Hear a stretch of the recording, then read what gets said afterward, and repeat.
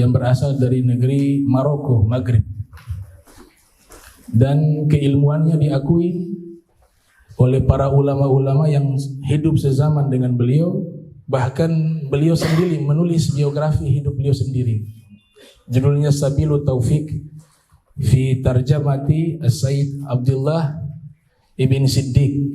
Itu adalah biografi beliau, tapi beliau sendiri yang menulisnya.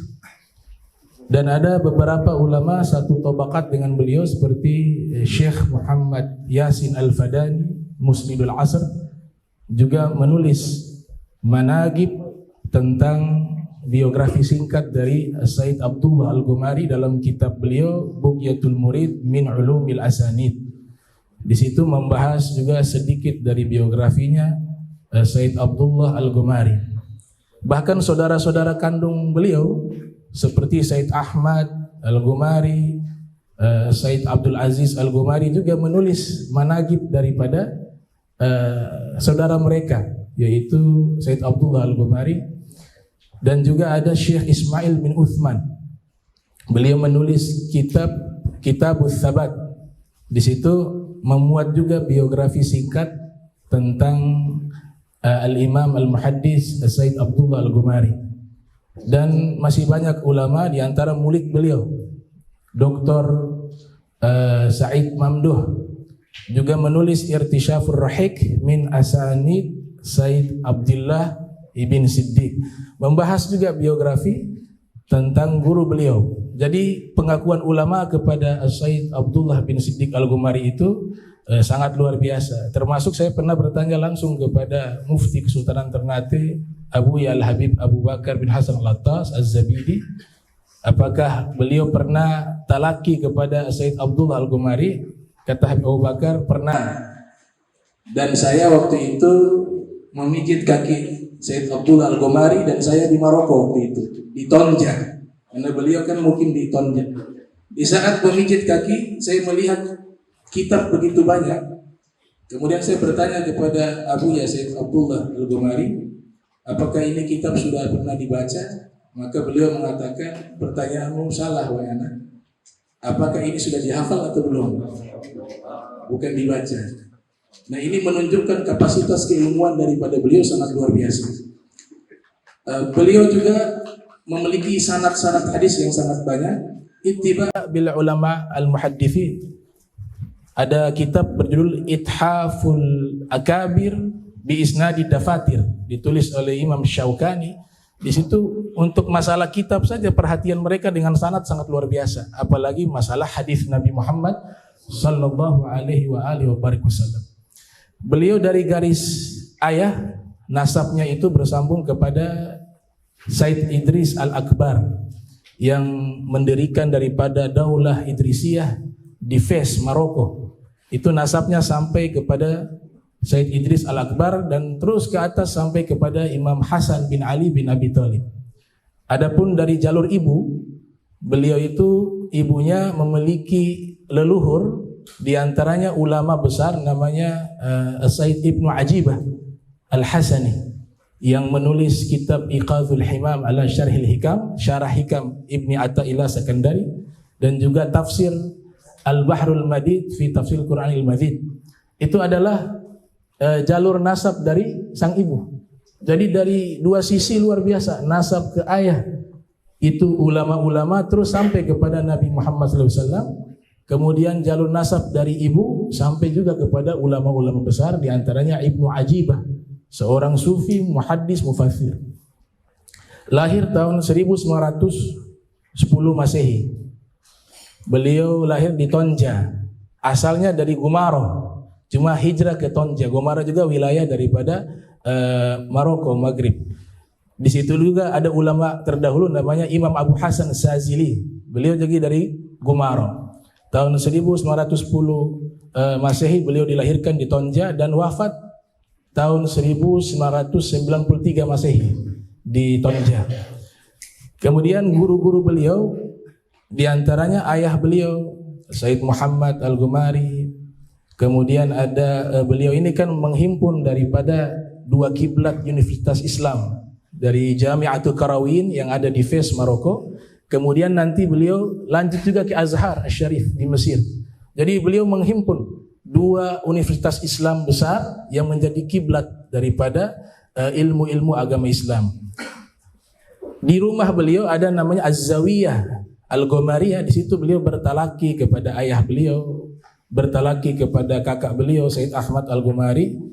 Kemudian sang ayah mengisyaratkan melanjutkan belajar ilmu-ilmu alat, ilmu nahwu, ilmu sorof dan balaghah, khususnya di Universitas Jami'atul Qarawiyyin. Beliau belajar langsung kepada cucu daripada penulis kitab ilmu bahasa Arab namanya Hashiyah Ibni Hamdun. Cucunya itu adalah guru daripada Sayyid Abdullah Ibn Siddiq Al-Ghomari. Awal-awal belajar, beliau ceritakan dalam Sabilut Taufik, kitab manaqib beliau. Awal-awal saya belajar, saya kesulitan memahami ilmu nahwu, ilmu sorof, ilmu balaghah, kata beliau. Karena sang guru menjelaskan terlalu cepat. Akhirnya saya mengirim surat kepada ayah saya, Sayyid Muhammad Al-Ghomari, yang memang dikenal juga punya hubungan baik dengan ulama-ulama Jami'atul Qarawiyyin, karena ayah beliau ulama besar di Maroko. Maka sang ayah membalas surat daripada Sayyid Abdullah Al-Ghomari dengan isinya mengatakan, wahai anakku, sabarlah dalam menuntut ilmu. Menuntut ilmu, ikutilah prosesnya. Itu adalah sunnatullah. Tapi ilmu agama ini milik kita, kata sang ayah. Suatu saat dia akan terbuka sendiri. Yang penting prosesnya engkau jalani. Makanya saudara-saudara beliau mengatakan, ini Sayyid Abdullah Al-Ghomari memiliki keunikan. Jarang baca kitab dibanding kakak-kakaknya atau saudara-saudara yang lain. Tapi ketika ditanya tentang persoalan-persoalan agama, beliau mampu menjawab dengan menunjukkan referensi kitabnya masing-masing. Nah, itu menunjukkan karamatu karamah. Ya, beliau juga diberikan keramat yang disebut juga Futuhul Arifin. Kemudian beliau setelah menguasai ilmu alat, beliau berangkat ke Mesir. Di Jami'atul Qarawiyyin beliau hanya secara takhasus dalam masalah fikih mazhab Maliki. Tidak ada mazhab-mazhab yang lain yang dibahas di Jami'atul Qarawiyyin. Maka beliau secara akidah Asy'ari, kemudian fikihnya adalah Maliki. Berangkat beliau ke Mesir. Di sini kaya akan keilmuan, bertemu dengan ulama-ulama besar, diantaranya mufti Mesir di zaman itu Syekh Muhammad Makhluf. Kemudian bertemu juga Syekh Yusuf yang menyusun kitab Jawahirul Bihar, Riyadul Jannah, dan kitab Afdhalus Salawati ala Sayyidi Sadat dan Sa'adatud Darain. Itu guru-guru beliau. Ada juga ahli tafsir, ahli hadis dan ahli sejarah namanya Syekh Muhammad Ragib At-Tabbah Al-Halabi. Juga adalah guru beliau, dan juga banyak daripada guru beliau Syekh Bakhit Al-Muti Al-Hanafi yang menulis kitab unik tentang masalah fotografi, Al-Jawabu Syafi fi Ibahati Taswir Fotografi, membahas tentang hukum fotografi. Itu adalah salah satu guru beliau. Dan Al-Imam Al-Kautsari yang disebut sebagai Abu Hasan Asy'ari di zaman tersebut. Ini beberapa guru beliau. Di antara murid beliau adalah Sayyid Muhammad bin Alwi Al-Maliki, termasuk dalam kitab Manhajus Salaf fi Fahmin Nusus. Abu ya Sayyid Muhammad ibn Alwi Al-Maliki selalu mengatakan qala syekhuna, berkata guru kami, yang dinisbatkan kepada Sayyid Abdullah bin Siddiq Al-Ghomari. Juga termasuk tobakat murid dan juga kawan yang saling menukar sanad, yaitu Syekh Yasin Al-Fadani, termasuk daripada murid beliau. Dan juga yang populer Syekh Ali Jum'ah fi hadzal zaman di Mesir, itu juga murid dan diberikan izin sebagai penerus tariqah Saziliyah Ad-Darqawiyah. Itu yang diberikan ilbasnya langsung dari Syekh Abdullah kepada Syekh Ali Jum'ah. Dan juga ada dokter Yusri Jabr. Ada kisah menarik nih, murid beliau yang bernama Dr. Syekh Yusri Jabr pernah menceritakan awal belajar di Mesir, beliau disuruh sholat di satu masjid, jadi imam. Sedangkan di zaman itu, entah sekarang, tapi di zaman itu diceritakan dalam Sabilut Taufik, dan yang menceritakan adalah beliau sendiri, Sayyid Abdullah Al-Ghomari. Saya tidak terlalu fokus di dalam ilmu Al-Quran. Ketika tiba di Mesir, tiba sholat jahar, baik itu maghrib, isya atau subuh, entah sholat apa itu, yang pasti sholat jahar, imamnya tidak hadir, berhalangan hadir. Maka Sayyid Abdullah masuk ke masjid tersebut dengan pakaian ulama, disuruhlah jadi imam. Beliau memimpin imam, padahal di zaman itu imam-imamnya hafal Al-Quran dan ahli qiraah, ahli tajwid. Maka beliau jadi imam, baca surat An-Nasr, idza jaa nasrullahi wal fath ila akhir Fatihah surat An-Nasr. Habis sholat ternyata makmum memberikan koreksi, mengatakan, ya fata, ya syab, bacaan antum surat An-Nasrnya keliru. Kaget Syekh Abdullah Al-Ghumari. Kelirunya di mana? Di bacaan awal itu. Idza jaa nasrullahi wal fath itu kan mad wajib muttasil. Ada mad tabi'i, di situ alif, setelahnya ada hamzah, itu harus dibaca minimal 4 harokat atau 5 harokat. Tadi antum baca 2 harokat saja, maka itu keliru. Saat itu beliau langsung bertekad, saya harus kuasai ilmu tentang Al-Quran, baik qiraatnya, baik tafsirnya, baik ulumul Quran. Dan dalam waktu singkat beliau kuasai dan menjadi pakar di bidang itu. Begitu juga hadis Nabi. Sang kakak terkenal sebagai muhaddits. Tapi ketika adik beliau datang, kakaknya sudah ada terlebih dahulu di Mesir, Said Abdullah datang ke Mesir, orang banyak bertanya tentang masalah hadis. Beliau kuasai hadis tapi tidak sepakar kakaknya. Maka akhirnya beliau talaki lagi dengan kakaknya, khusus membahas tentang ilmu hadis riwayatan wa dirayatan, secara riwayat dan dirayah, dan beliau menghafal Kutubus Sittah beserta Jami'us Shaghir dan Bulughul Maram. Beliau hafal semuanya dan semua kitab-kitab matan, baik itu Alfiyah, Zubat, dan beliau mengambil mazhab Syafi'i di Mesir kepada guru-guru beliau.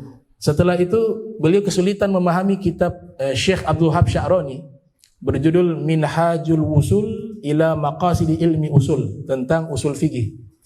Sulit dipahami, akhirnya sang kakak usulkan, kalau kau sulit memahami kitab tersebut, pergi kepada pengarang kitab. Abdul Wahab Sya'rani sudah wafat. Beliau datang ziarah dan katakan di hadapan kuburannya pengarang tersebut, ya Syekh, kita buka so'bun. Wahai Syekh, kitabmu itu susah.